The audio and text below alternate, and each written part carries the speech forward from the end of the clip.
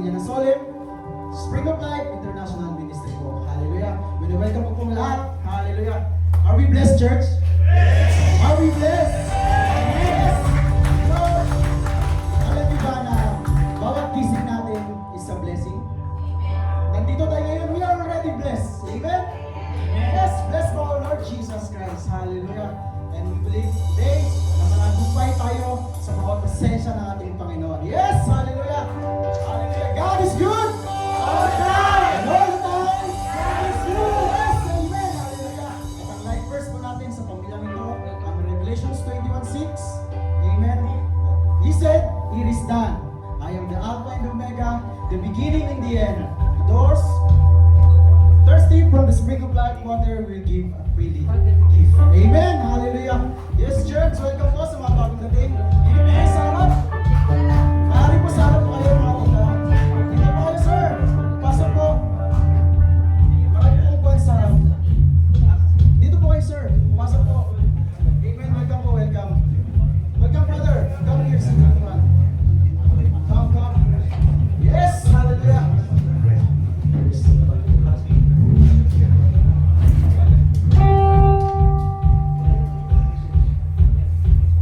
Amen. Hallelujah. So we're ready, church.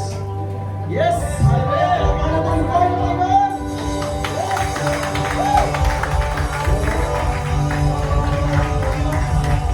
Yes, Jesus.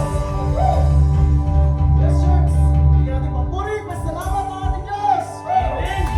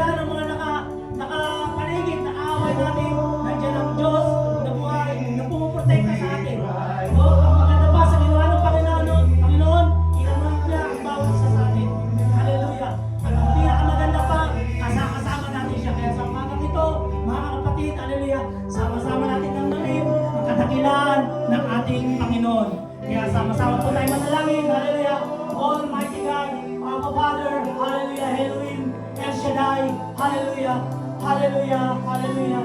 We thank you so much, O Lord God, hallelujah, for this day that you are given to us. Hallelujah, ang araw ng pasasalamat, ang araw mo, O Lord, ang araw ng kadakilaan mo, O Lord God, hallelujah, sa bawat buhay namin. Sa loob ng 7 taon, O Lord God, hallelujah, na kung saan, O Lord God, hallelujah, ikaw ay kasama namin, O Lord God. At sa pagbubukas ng gawain mong ito, ng pasasalamat na ito, O Lord God, I pray, O Lord God, that the Holy Spirit, hallelujah, hallelujah, is here in the midst of us, O Lord God. At ikaw ang aming pangunahing pangdangan sa umagang ito, O Lord God. And I pray and I give to you, O Lord God, sa lahat ng mga manggagawa mo, O Lord God, na gagamitin mo, O Lord God, lalo-lalo na gagamitin mo mouthpiece, O Lord God. Lord, give us double anointing, O Lord God, by the help of the Holy Spirit. Hallelujah, na tanging ang mga salita mo lamang ang mamumutawi sa kanyang mga labi. Maraming salamat po sa mga ganito, Lord God, hallelujah. At patuloy na iparanas mo, O Lord God, hallelujah, ang imala mo, O Lord God. Salamat, O Lord God, sa mga inipo mo sa umagang ito, Lord God. Sa mga kapatiran, O Lord God, even sa mga bisita, O Lord God, hallelujah. At kung paano mo i-bless ang bawat buhay namin, O Lord God. Bless their life, O Lord God. And bless, O Lord God, hallelujah, ang building na ito, Lord God, hallelujah, na kung saan, O Lord God, hallelujah, ay dito po ginaganap, hallelujah, ang katagumpayan mo sa bawat buhay namin. Lord, maraming salamat po, Lord God, hallelujah, sa pagpapatuloy ng gawain mo sa mga oras na ito, Lord God, hallelujah. Patuloy na maghari ka, hallelujah, sa loob ng singit na ito, Lord God. Iparanas mo, Lord God, iparamdam mo, Lord God, ang banal na Espiritu, Lord God, sa mga oras na ito, Lord God, hallelujah. Kaya sa lamang po, ang pinakamataas ng patuloy at pagsamba, hallelujah, sa ngalan ng Ama, ng Anak, at ng Espiritu Santo, ang lahat ay magbiwing na na. Amen!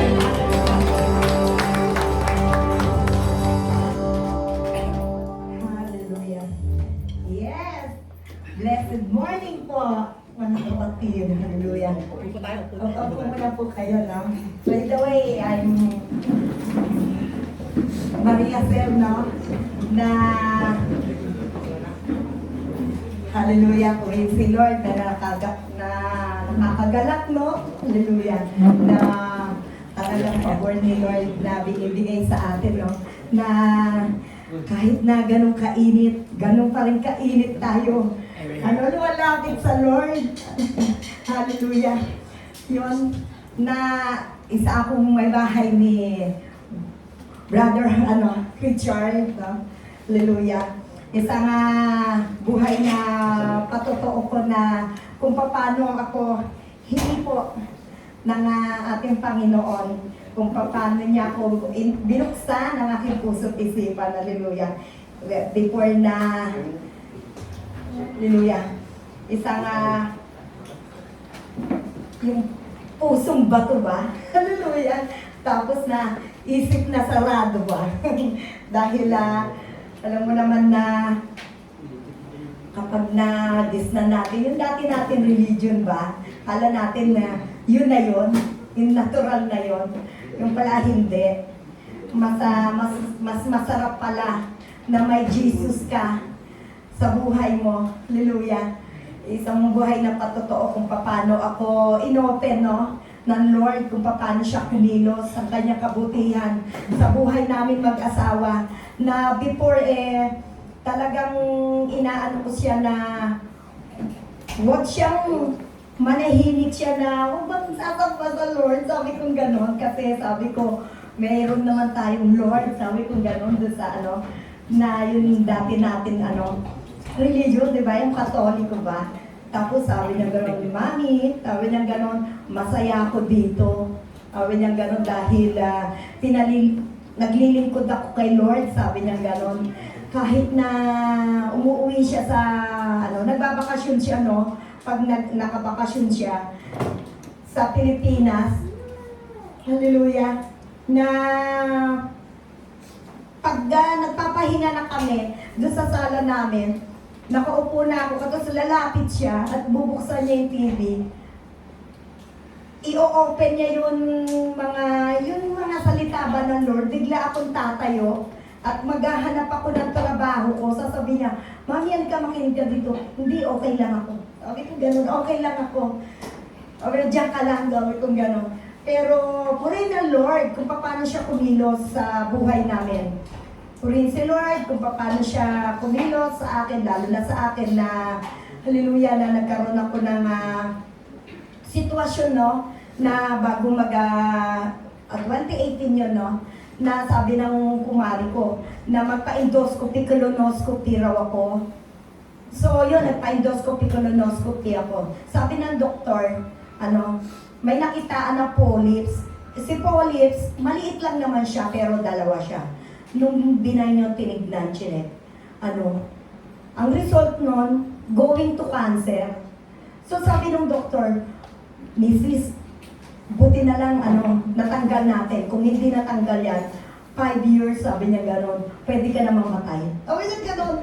Adi, mag-isa lang ako noon na pumunta ng hospital. Adi, iyak ako ng iyak. Simula hospital, Makati Med, hanggang sa bahay, iyak ako ng iyak. Tapos ilang buwan ko iniiyak yun. Andun yun, sabi ko, Lord, huwag mo muna ako kukunin. Paano yung mga anak ko? Paano yung asawa ko? Baka mag-asawa pang iba. Pero lang yun. Yun mga alalahanin ko ba? Ang rami kong alalahanin sa buhay. Paano yung mga apo ko? Sa madalit salita, sabi ng doktor sa akin, yearly ang check up ng endoscopy, colonoscopy. After 1 year, andun na naman, lumipat. Naglipat na naman siya, sabi niya, ma'am, na naman niya, cancerous na naman niya, sabi niya gano'n, buti na lang natatanggal natin. Sabi niya, next year uli pa-check up ka uli. Nung time na yun, pandemic na, tapos andun na si Brother Hasmat sa Pilipinas. Sabi ko, paano kaya to? Hindi na ako nagpapa-check up. Pero sabi niya gano'n, mananampalataya na kasi siya nun eh. Sabi niya gano'n, Ma, pinagaling ka na ni Lord. Sabi niya, huwag ka na mag-alala, pinagaling ka na ni Lord. Ako, hindi ako mananampalataya, no? Kaya yung isip ko, sigurado palang pinagaling na ako ni Lord. Tatanong ako nun eh. Anong ganyan tatanong, totoo kaya to? Gano'n. Tapos, nung bumalik siya dito sa Saudi, nagpa-check up ako ngayon. Nagpa-endoscopy, colonoscopy uli ako. Alam niyo, praise God talaga. Napakabuti ng Panginoon. Hallelujah! Hallelujah! Sabi ng doktor, May, anong ginawa mo? Bakit nawala na yung cancerous? Hallelujah! Sabi ko, praise God! Yun lang na nabanggit ko. Praise God! Hallelujah! Praise the Lord! Napakabuti talaga ng Lord. Simula noon, kinausap ko yung 3 kong mga anak. Sabi ko, bakit hindi natin i-try yung sinasabi ng daddy na makipagrelasyon tayo sa Lord? Sabi ko gano'n. Tapos sabi naman ng mga anak ko, sige mami, kung saan ka masaya, kung saan masaya ang daddy, doon tayo. Hallelujah po rin si Lord talaga. Hallelujah. Yan.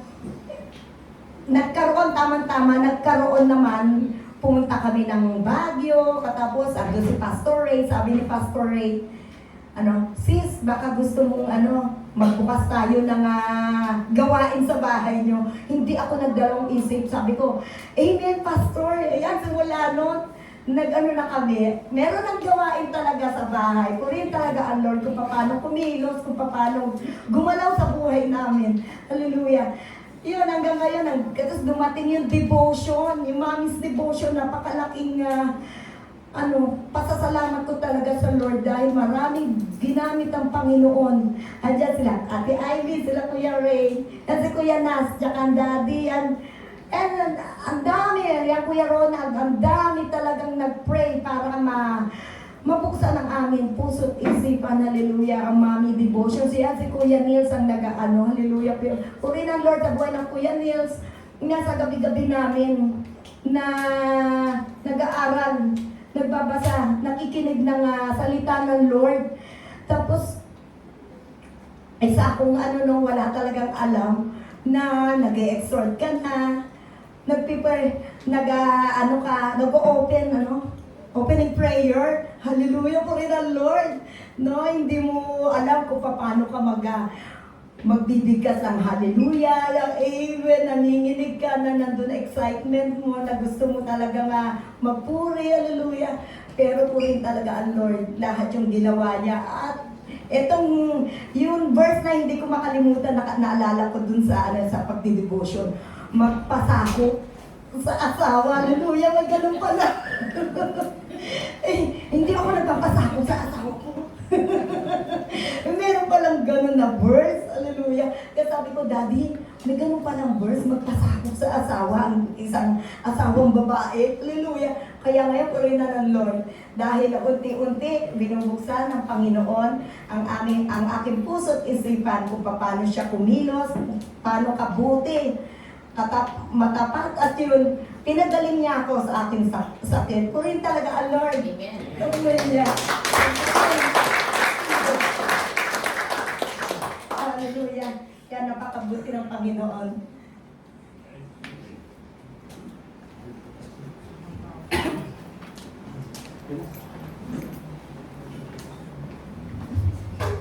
Amen.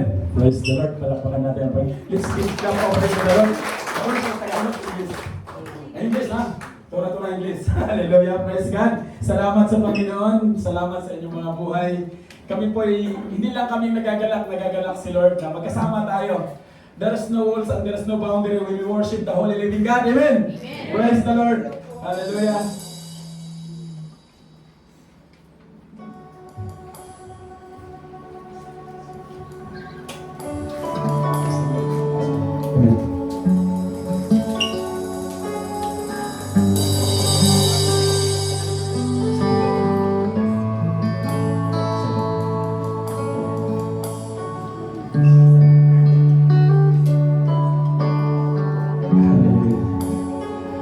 Ang kanta po na to, we strongly testify the favor, the miracle, the wonderful love of Jesus, not just on my life, in behalf sa buhay ni Kuya Samuel. Siya po ay talugan ko sa Negros, Samuel Baco, at nagkita-kita kami, tapos mayroon kami kasama isang Bisaya din na taga Cebu. At ang awitin ito, yung na pag-agrihan namin, dahil yung taga Cebu po, hindi po yung dumadalo. Dito lang po siya nakadalo, hindi siya nakarating ngayon dahil nasa dalan siya. But by the glory of God, yung inspiration ng Panginoon, and I pray na makarating sa inyo yung message. Amen? Hallelujah! I know what it's like to be in the presence of the Lord and not know what time it is, because time stood still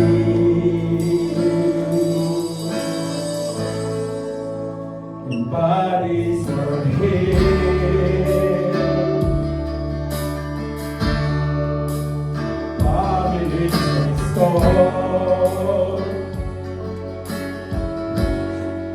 Because we stay here in the presence of the Lord, and no one has to say a word. When heaven make a sound, but I give up everything for this treasure I found. Never wanted to end, so I stay. I don't want you to go,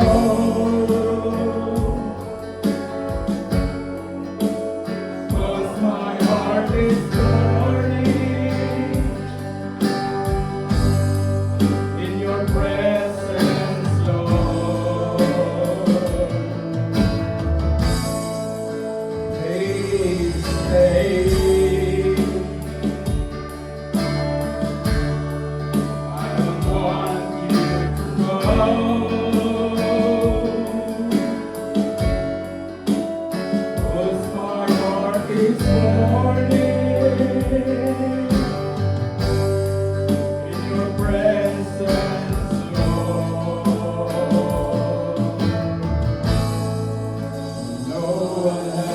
your word. When heaven make a sound, but I gave up everything for the treasures I found. I want more. I want more. I want more.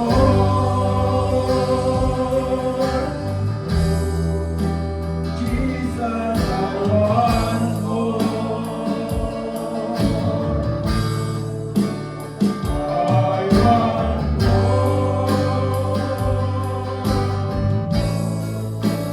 Jesus, I want more. Yes, Lord. I want more. Jesus, I want more. So I stay. Where else I would go? 'Cause my heart is burning. 'Cause my heart is burning. 'Cause my heart is burning. In your presence, Lord. Please stay. Amen. Welcome ako pamilya. Ewan, dito. Let's go.